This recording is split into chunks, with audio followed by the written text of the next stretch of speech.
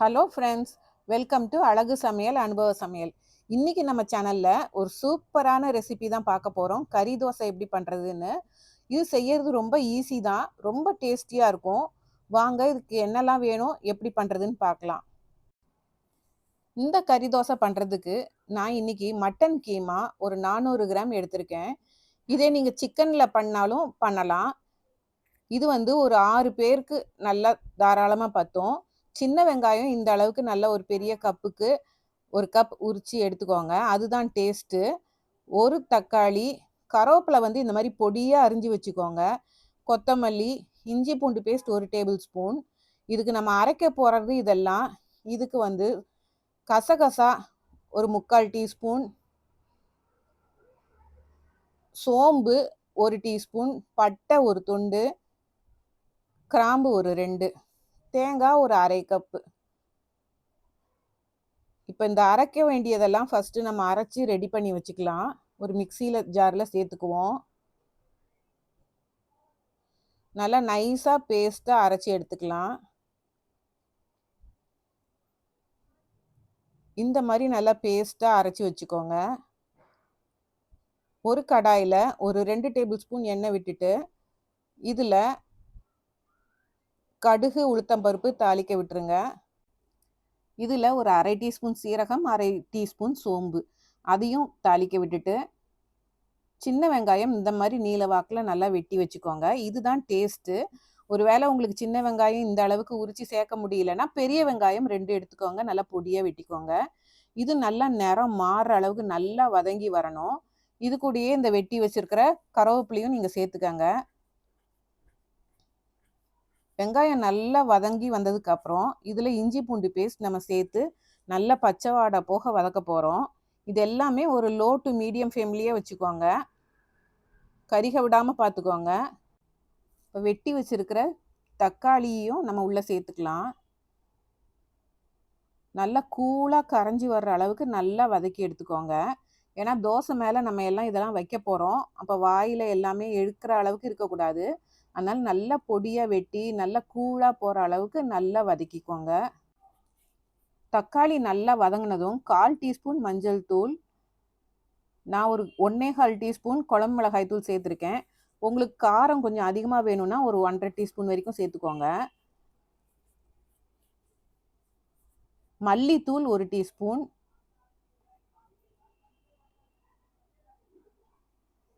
Mutton masala 1 teaspoon. இப்போ இதெல்லாம் இந்த ஆயில்லையே லேசாக ஒரு வதக்கி விட்டுக்கலாம். ஃப்ளேம் மட்டும் கவனமாக லோ டு மீடியம்லேயே வச்சுக்கோங்க.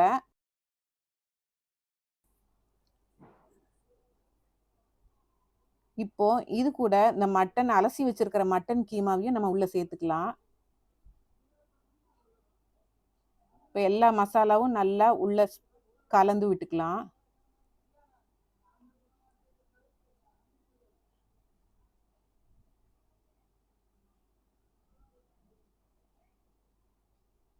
இந்த மட்டன் கீமா நம்ம கடாயிலேயே அப்படியே வேக வச்சிட போகிறோம். அதுக்கு நல்லா தண்ணி ஊற்றி, அது முழுகிற அளவுக்கு தண்ணி ஊற்றி ஒரு 15லேருந்து 20 நிமிஷம் நல்லா மூடி போட்டு கொதிக்க விட்டு வேக விடுவோம். உப்பும் தேவையான அளவுக்கு உள்ளே சேர்த்துக்கலாம். இப்போ எந்த டிஸ்டர்பும் பண்ண வேண்டாம், அது பாட்டுக்கு வேகட்டும். பாருங்க, இந்த அளவுக்கு நல்லா கொதி வந்ததும் நல்லா உப்பு டேஸ்ட் பார்த்துக்கோங்க. அதுக்கப்புறம் நல்லா மூடி விட்டு வேக விடுங்க. இப்போ பாருங்க, ஒரு 20 நிமிஷத்துக்கு அப்புறம் நல்லா வத்தி வந்துருச்சு. இப்போ நல்லா கறி வெந்திருக்கான்னு செக் பண்ணி பார்த்துக்கோங்க. இதில் கொத்தமல்லி,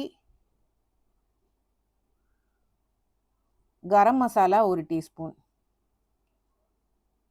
எல்லாம் கலந்து விட்டுக்கோங்க. இப்போ இதில் நம்ம அரைச்சி வச்சிருக்கிற தேங்காய் பேஸ்ட்டையும் நம்ம சேர்த்துக்கலாம்.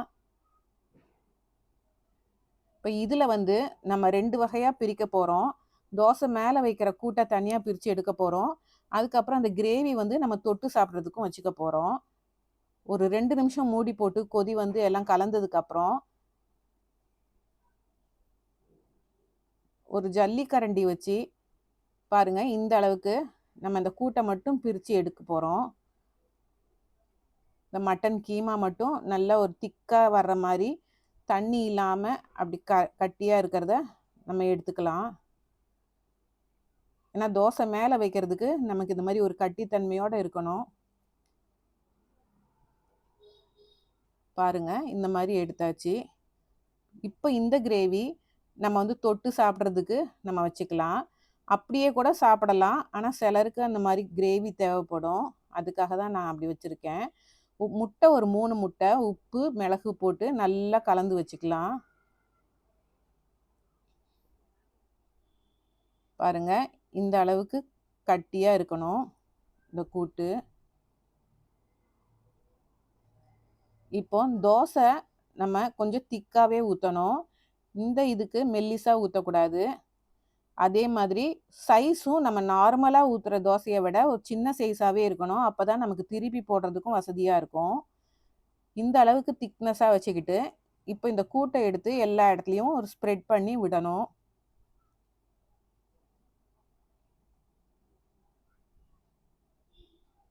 பாருங்க, இந்த மாதிரி நல்லா ஸ்ப்ரெட் பண்ணி விட்டுக்கோங்க. தோசைக்கல் நல்லா சூடானதுக்கப்புறம் தோசை ஊற்றச்ச எல்லாம் சிம்மில் வச்சுக்கோங்க. சிம்மில் வச்சே தான் வேக வைக்கணும், இல்லைன்னா அடி கருகிடும். இப்போ இதுக்கு மேலே நம்ம கலந்து வச்சுருக்கிற முட்டை கலவையை ஒரு கரண்டி அப்படியே மேலே ஊற்ற போகிறோம்.